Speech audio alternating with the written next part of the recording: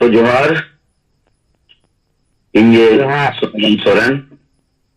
सेंगल दिसोम परगना जमशेद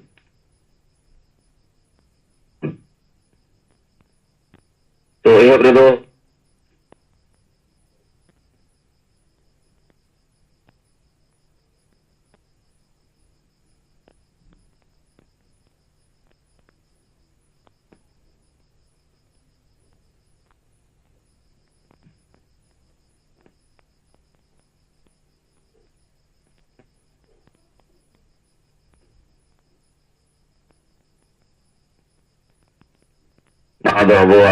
आदिवासी समाज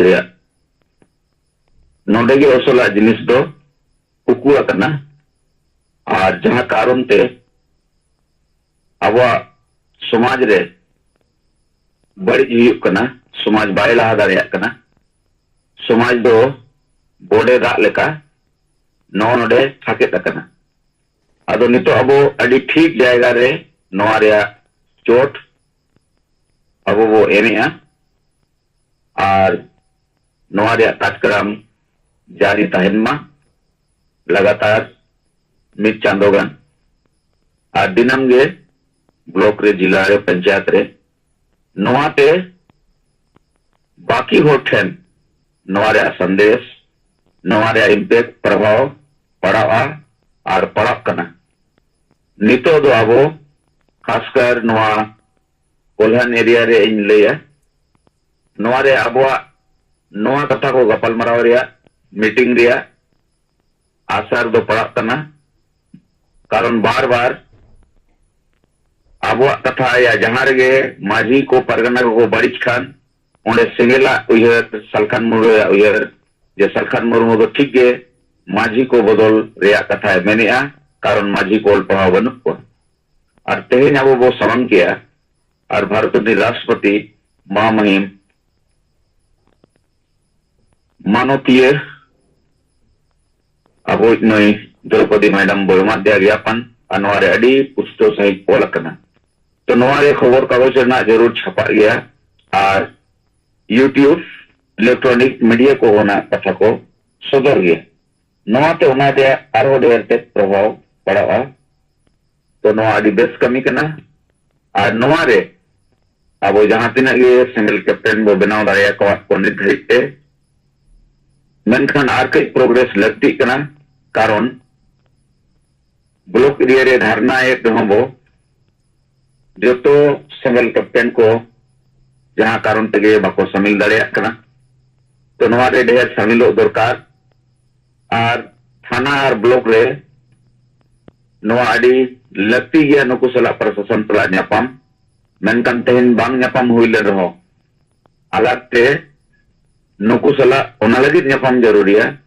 नुकु संरक्षण जुदी अब को एमा बोना एनखान नोय जे आतु रे जहां बड़ी जो कना जहां कारण ते समाज गुलाम को बनावा का नुकु माजी परगना अदो जाओ दो पुलिस प्रशासन अपया समाज रे मामला दन कते नोआ दको अड़ा दिली का कांताना समाज रे बिचार रे कथा को मेने मेनखान नोआ सामाजिक मामला दो बांग कना नोआ दो आपराधिक मामला कन नोडे कानून रे मामला कन तो उनाते नोआ अड़ी ठीक गया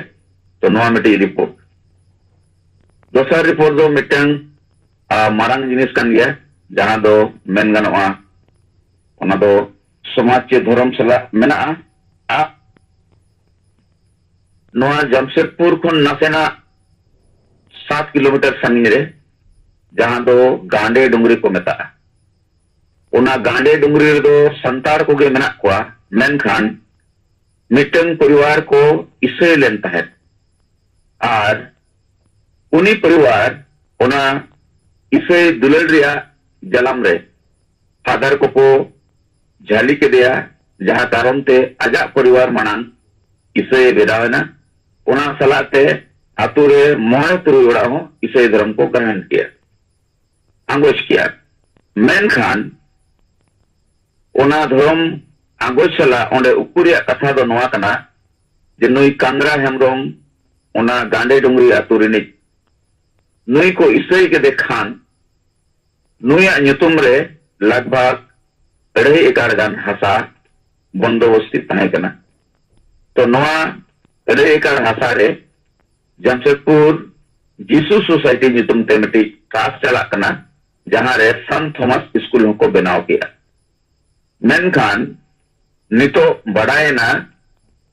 जे नुई जमीन दाता जहां कंदरा हेमरो में गोजना आयरिन गिद्रे के मेना को मेनखान बाकी जहां परिवार को इसे लेता है उनको तो आर हो नवा सरना रे को हेज वड़े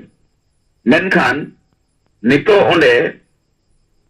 नोए जहां कंदरा हेमरो मा हसा रे जहां स्कूल बनावेना तो नवा स्कूल तो जमशेदपुर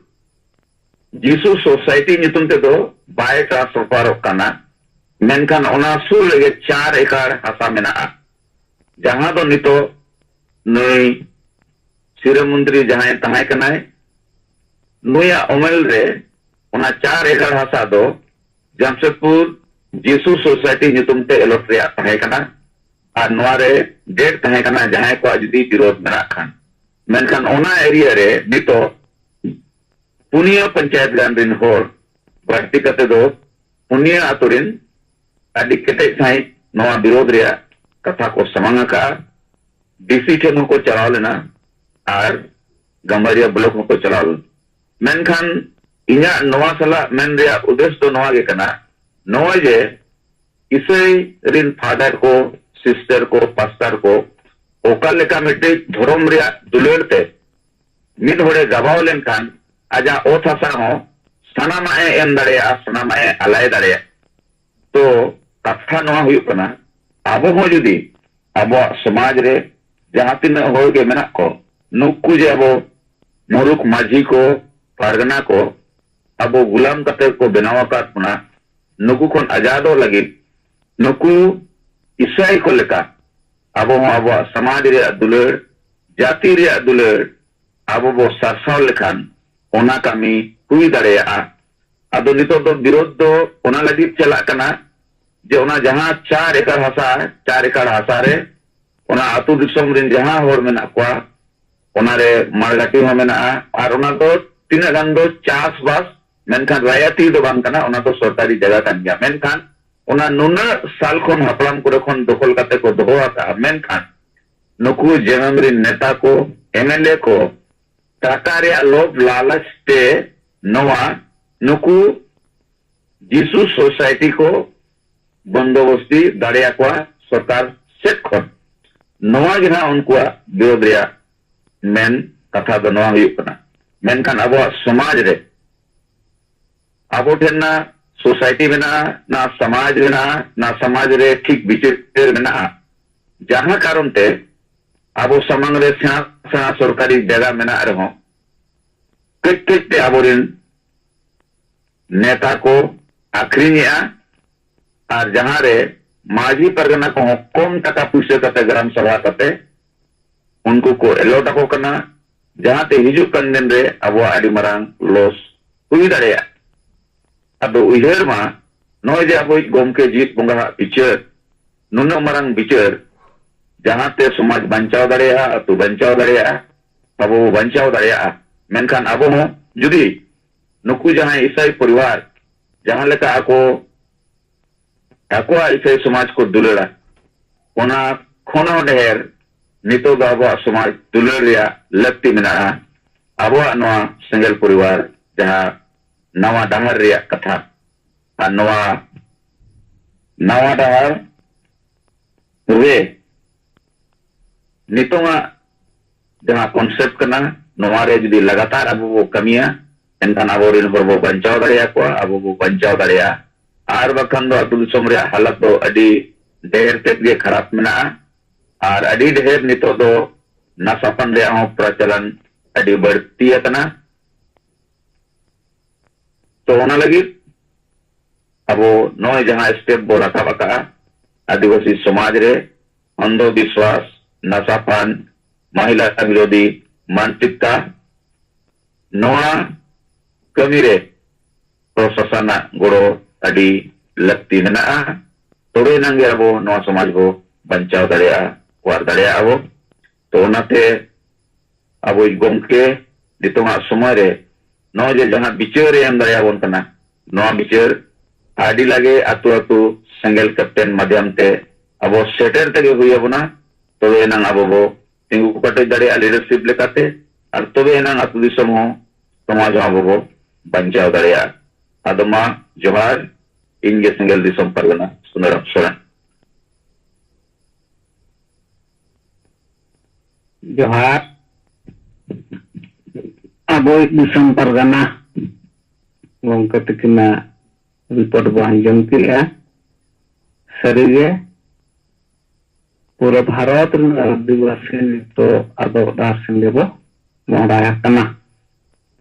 और अब यदि सेंगेल बला साहेब सलाह मेना बन हरिरी तेया बन उनका बो फिर को अब टारगेट अनुसार ते बाबन कमी गया अब जहां लेका गंका तकिन किन मेनया उनका बाबन कमी गया एनखान दो नोआ समाज दो गुलाम गिडी उतरुआ चाबा उतरुआ अलिकान आबोरिन सेंगेल नेता कार्यकर्ता उन दिन खन दो मेन अगु किया जे साहेब तहन तगे आबो नोआ कमी कुरुमुटु काते बांचावते हुईआ और साहेब तकिन किन मेन किया किना नोय जहां जून 2 रे अब 2024 ना जून 2 तारीख कितने जनता माह बो मनाव किया जे जितकर कतेगे चला सनन कना अडी नोआ इतिहास कथा कना तेहें साहेब तिकिना कुकुमु जहां ताहे कना आदो साहेब तिकिना कुकुमु अब बो उहरमा साहेब सला तेहें अब मेना बना अब तेहें जीवित बंगा लेका किन नियलेत बना और अब लगित तो साहेब दो जीवित बंगा उतर कान गया आदो मा नितो अब नोआ समाज बांचार गे चेक लेका साहेब तकिन किन दैया उनका वो कमिया आदो मा नितो समय आर कटिक बो बढ़ावेया आबोरी नेता को कोई सारे नेता को मेना तो तबना अपन अपना रिपोर्ट को कथा को आंजम पे